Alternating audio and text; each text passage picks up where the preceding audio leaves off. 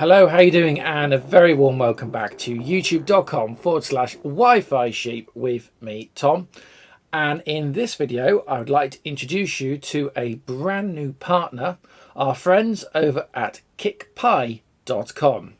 Now, KickPi are a relatively new entrant into the world of single board computing systems.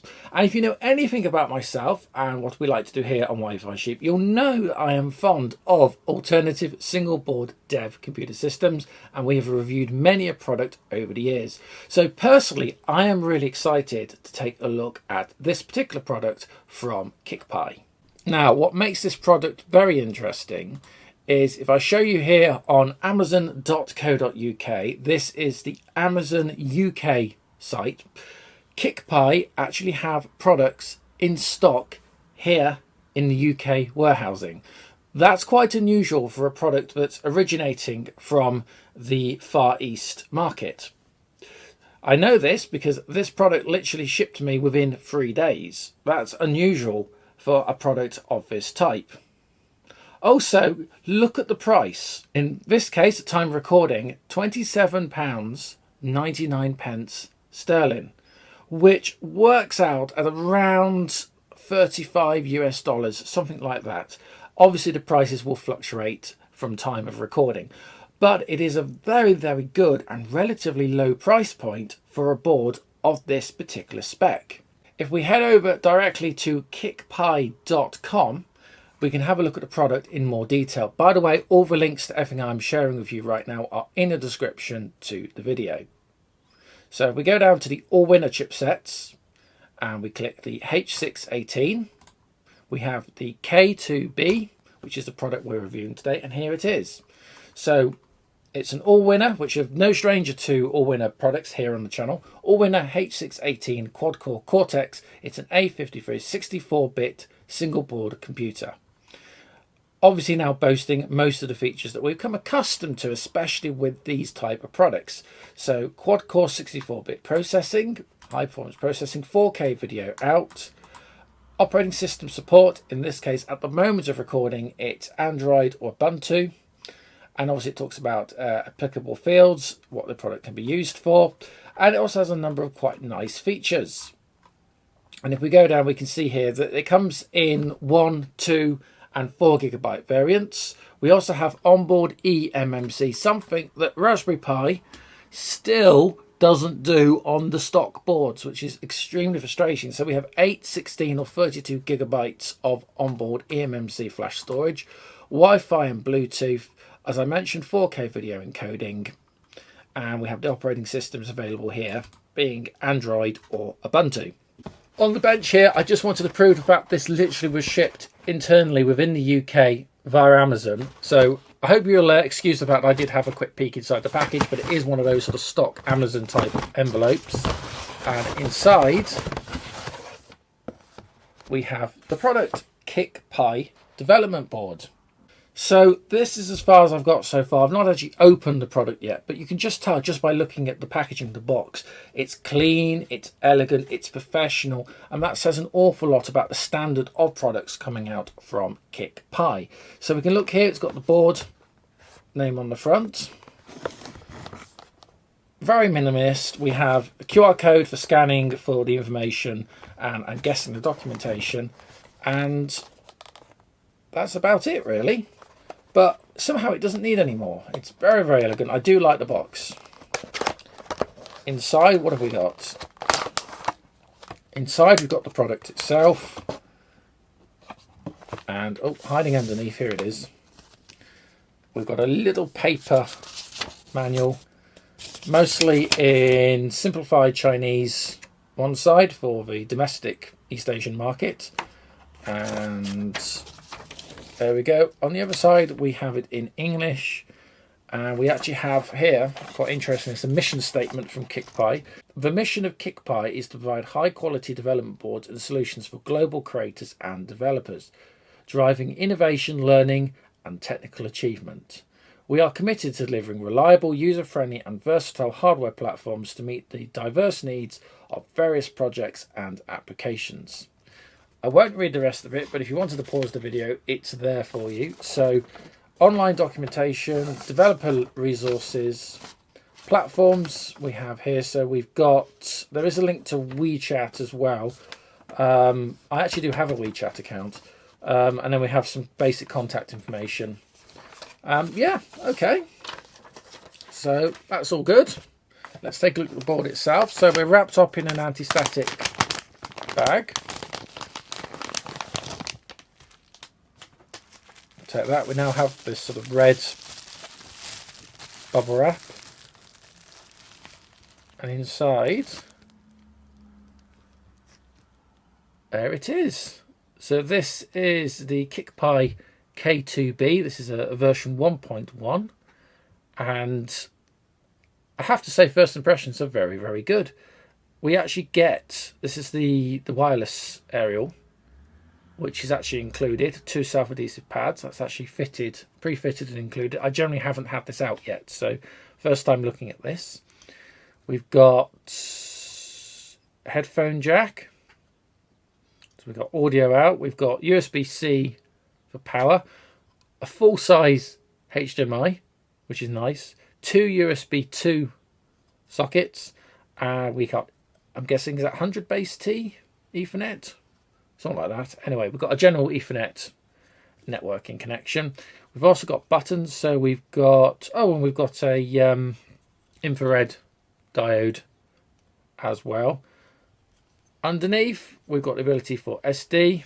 And we've also got a couple of push buttons actually on the board. So just see what that one is. Mask ROM button there. And we've got reset and a user switch. I've also just noticed, and I've never actually seen this on a product like this, it's actually got PCB standoffs pre-fitted. Again, I've not fitted any of this. They've come fitted with PCB standoffs, which is a nice touch. I also like the form factor. So the fact that all the connections are on one side of the board, which makes this perfect for embedding or fitting into other projects or systems. I think, for example, a slightly larger single board computer system, you could fit that at the back, then you could have your keyboard or whatever at the front, or whatever box you're going to put it in, and then all your connections are either on the back of your machine or alternatively it could be fitted to the front of your machine. So it's just nice to have that all in a row. The GPIO is, I'm not sure if it is what we call Pi compatible. We can just check back to the documentation actually. So this is the product, and we've got downloads, and from downloads we've got user manual, hardware, and we've also got the software images. If we look in user manuals, it goes to a OneDrive. Let's see if it wants to play ball. There we go. Okay, so, and this actually gives you the user guide or the user manual. And here we are, this is the pinout. So we do have UART RS-232 pinout. We've got PWM as well. Actually, we've got 2 UARTs on this. Voltages, grounds. Possibly an additional USB. That's interesting. Possibly another USB. Very DMDP. Yeah, possibly. That's interesting. Okay, so it's not a standard pinout that we've come used to, and it's quite a reduced pinout, but 20 pins, yeah, that's quite interesting. It's got everything you'd need for doing kind of breakout or development-based work using this product. So yeah, that's quite good. Okay, we go back again under download resources. Let's have a look at operating systems. And we double click the folder. So we've got Android or Ubuntu. I believe Ubuntu USB might be for you, obviously for booting via USB, but that may be the eMMC Flash version. For now, I'm just going to use a slightly larger. This is Ubuntu 2204, sorry. And we have the server version, and we have an image here, .img image file for, and again for this product, it's Ubuntu Jammy, it's desktop, and it's XFCE, which is the Visual Desktop GUI or client, which is fine for our needs. So I'm going to click to download that, and we'll come back in a few moments. Okay, so here on Windows 11 Desktop, I've got my image file, which is downloaded. So we're going to use Blina Etcher to flash this to an SD card. So I have Blina Etcher pre-installed. We use this pretty much for all the images that we're going to flash. And we select the file we wish to flash, which is just on the desktop. There it is. And we'll select a target, which is going to be an SD card. Now, for this, I've got a spare SD card. I actually bought these for use in dash cams, but I have a spare 8 gig durable card, I think they call these. So we'll use this, and it comes with an adapter, which is fantastic. So, new card, in like so. I'm just going to need an adapter to go into, I think this would do micro SD, but we'll just go in the adapter because it just saves time. So pop that in, and we'll just pop that into the PC. Okay, we'll select target, mass storage device, it sees it, we'll select, so that's fine, and we'll now flash. So we'll just give that a moment, and hopefully it should flash. The image is 4.64 gig, so it's just under 5 gig. So I've given it an 8 gig card, so that's fine. So 8 gig probably is the minimum that I think it's probably the minimum you can buy now, actually, but it's the minimum you're going to need really for flashing boot images for the KickPi. Okay, excellent, we're done. So we can now eject that card, and here it is. Now we can get a few peripherals together so we can get this board up and running. What I like to do is I generally like to test these as if we're trying to run them as a desktop system. That's kind of the consistency that we always do with reviews here on the channel. So for that, I'll need a USB keyboard. I've got this mini keyboard here, which plugs, of course, straight in. And a mouse. Again, nothing fancy. Just one of these generic USB mice will be absolutely fine. So I'll plug that in. Power comes from 5 volts USB-C. For that, we'll use a pretty standard, these are the official Raspberry Pi charger, but any kind of generic power supply, USB-C 5 volts power supply should be fine. That just clips in like that. And finally, one thing I really do like about these boards is they actually have proper full-size HDMI video, which is an absolute relief when you compare to, well, people know my feelings on especially some other products that have gone with a micro standard that is just so annoying. So it's nice to, on this particular product, on the KickPi, to actually have proper full-size connections. Now, before we put in the micro SD card, I'm just curious, because this has on board eMMC, I'm just curious to see if there's actually already an operating system possibly on board. So what I think we'll do is we'll just power it up without the SD card in. First time it's ever been powered up, and let's just see if there's actually anybody or anything at home.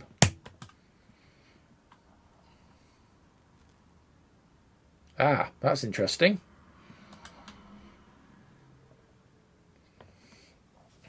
So there is something there.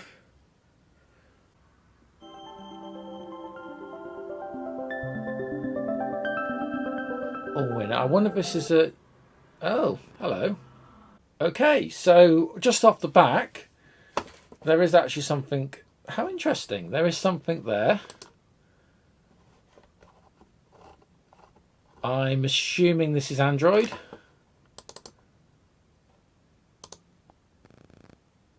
Looks like Android. So it comes with, there's an English language Android already installed. Device preferences.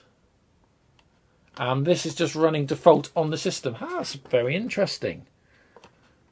So even without an SD card, it is pretty much ready to go out the box, depending on, of course, on what you want to do. I'll be very honest with you, I'm not 100% familiar with Android, so your guess is as good as mine on some of this stuff. But okay, so that's what's on it as stock. So we just power up a moment. Let's put our SD card in. The slot, remember, is on the underside of the machine. There we go. Okay, let's power back up. See, the keyboard is initializing, so it seems quite happy.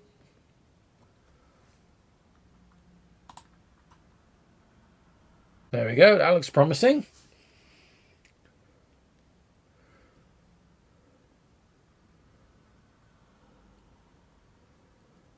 I don't know about you, but that was like an Ubuntu kernel to me.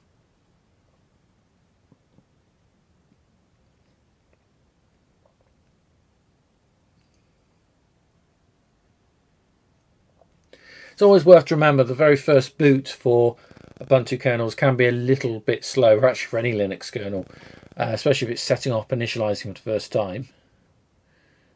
Saying that, this doesn't seem so bad. Oh, there we go. Are we going straight through into XFCE?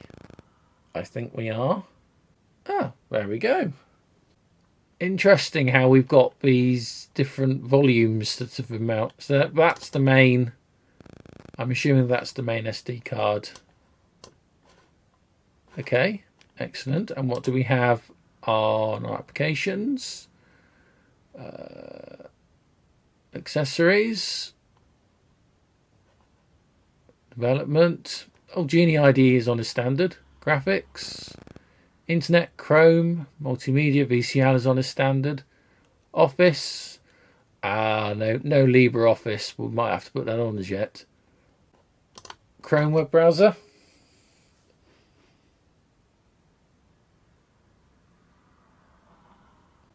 Okay, not bad. There it is. Chromium, I should say, web browser. Not bad. I suppose the thing we should probably do now is let's connect online. So let's go to network and see if we can actually see me. More networks. All the way down the bottom. I'm just going to put my password in and I'll be right back with you. Okay, so we are now connected, which is fantastic. So we've got Chrome open still, and let's go through to youtube.com/Wi-Fi sheep. Reject all for a minute.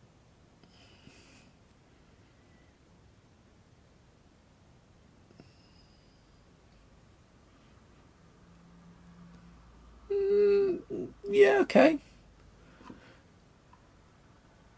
Takes a moment, I'll be honest with you, but not terrible. Let's pick a video.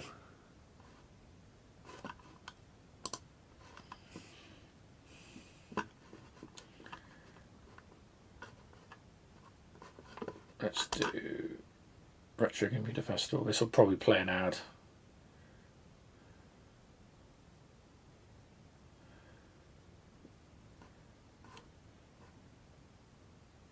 Yeah, we like ads. Ads are good. Carry on.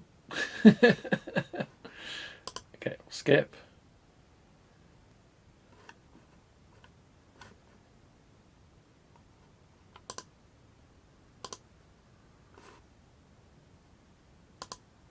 Full screen.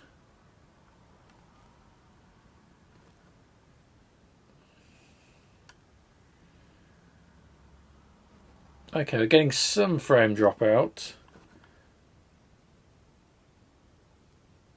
1080p. If I go back down to 720, see if that's any better.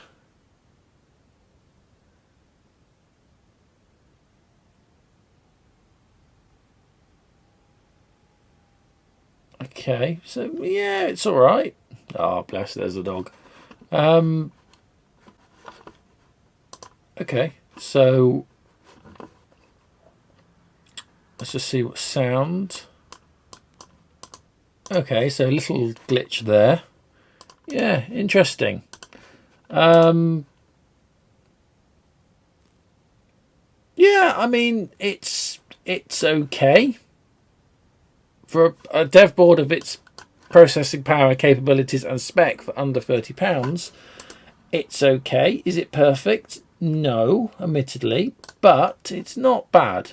It's not bad at all. And I think if you needed something that... So I just having a look at the memory on the system, sorry. So if you needed something with a bit of kick, a bit of power to it, which was possibly a little bit more user-friendly than Pi Zero or equivalents, because obviously you don't need to have the adapters. You just plug straight in. It's a little warm, but it's not bad. You could probably benefit from a heatsink fitted to the H618 all-winner ARM CPU. But overall, it's not bad. The build quality feels very nice, have to say. yeah, it's all right actually. I do like the standoffs. It could probably do a bit of a tune-up with the operating system, but I expect that will come in the next few months. And definitely for me, feeding back from this video, it's just niggling little issues, but basically it does seem to work very fine. It's nice that it has the it has Android on it as standard, and obviously you can reflash via the USB boot. You can actually reflash over as a desktop. Yes, it works. Again, a little slow, but fundamentally not bad at all. And I think great value for the price point. Great value at all. Build quality is nice, and it comes with a nice extra features. I love the standoffs. I like the fact it actually comes with its Wi-Fi aerial, which is a nice touch. Okay, so the KickPi K2B. An interesting product. Once again, thank you to our friends over at KickPi for sending me out a sample product to review. Yeah, I mean, the operating systems are there. They're in English. They work. Of course, remember, because it's using the all-winner ARM architecture, it won't be long until third-party operating systems will be available for this board, as they are for many, many of the other single-board computers, or we say Pi clones. But I have to be honest with you, these kind of products, especially those from KickPi, kind of surpass what we're seeing with Raspberry Pi with the multiple onboard features. The eMMC, the 8GB eMMC, meaning it is possible to install and flash an operating system straight onto the board without the need of running via SD card. So I'll put links in the description to the Amazon UK store, the direct link. Remember, they've got these in stock here in the UK, so it can be distributed or dispatched very quickly indeed. And I'll also put a direct link internationally direct to kickpi.com to this particular product, the K2B, so you can go and have a look at it for yourself. Once again, thank you so much to our partners at kickpi.com for sending me this very interesting and very capable low-cost single-board computer ARM board. Really enjoyed using it, and I do think it's a good product, and it's nice to have something that's kind of just worked out of the box. We haven't had to trip over too many things. Well, if you've enjoyed that video, then don't forget to like and subscribe. Thank you so much for your company, and I hope to see you real soon right here on the channel. Until next time, bye for now.